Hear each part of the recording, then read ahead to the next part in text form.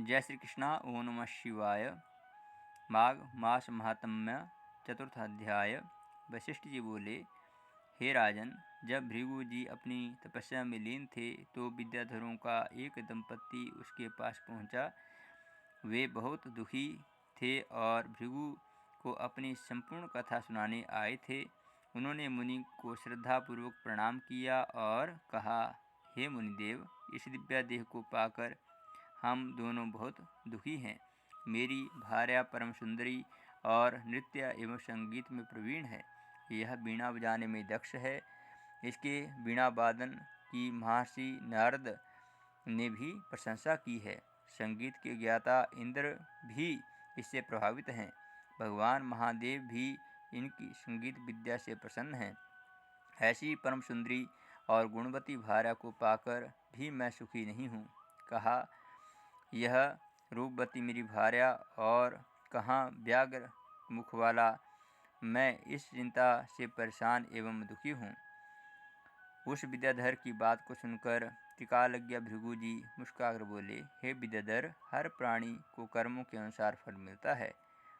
ये जो ज्ञानी है वे मोह नहीं करते हैं, जो अज्ञानी है वह मोह में फंसे रहते हैं। जिस तरह यक्षिका के पाँव में विषम है, उसी तरह अधर्म अधूरा कर्म दुखी करता है। पिछले जन्म में तूने माघ मास की एकादशी को व्रत करके द्वादशी को तेल में स्नान किया था। उसी के कारण तेरा मुख व्याघ्र का है। राजा पुरखा ने भी तेरी भांति भूल की थी, इसी कारण उनको कुरूप देह प्राप्त हुई थी। राजा अपनी कुरूपता पर बड़ा दुखी था।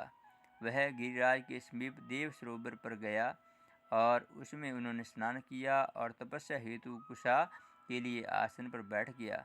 उसने शंख चक्र गदा पद्मधारी भगवान श्री हरि को हृदय में धारण करके 30 मास तक निराहार रहकर कठोर तप किया।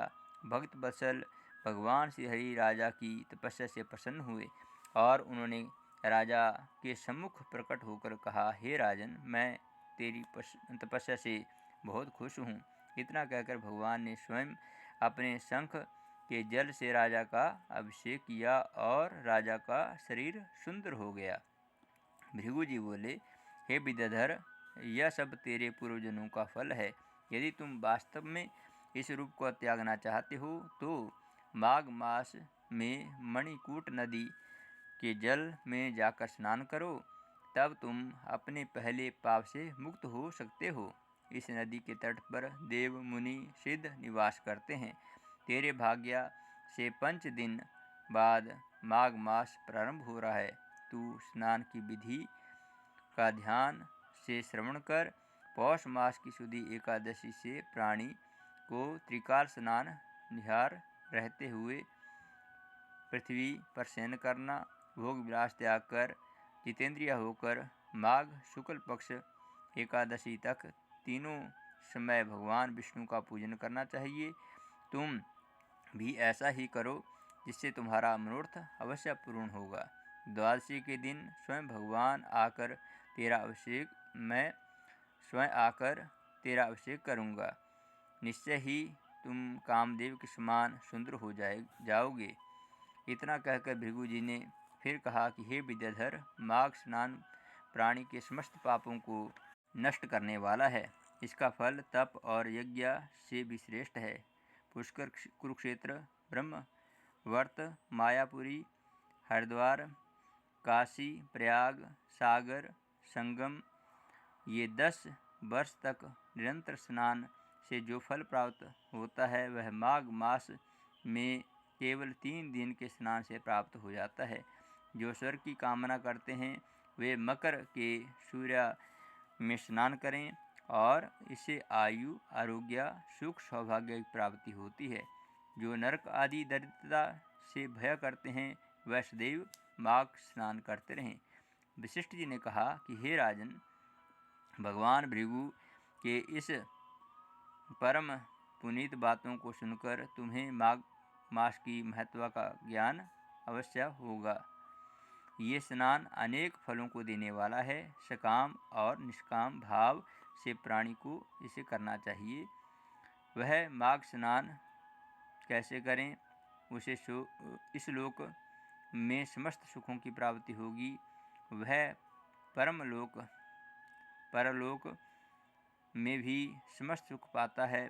माघ मास के स्नान से पुण्यों की वृद्धि होती है और समस्त पापों का क्षय होता है। सतयुग में तप, त्रेता में ज्ञान और द्वापर में कर्म फल देता है। उसी तरह माघ स्नान सब युगों में श्रेष्ठ फल को देने वाला है।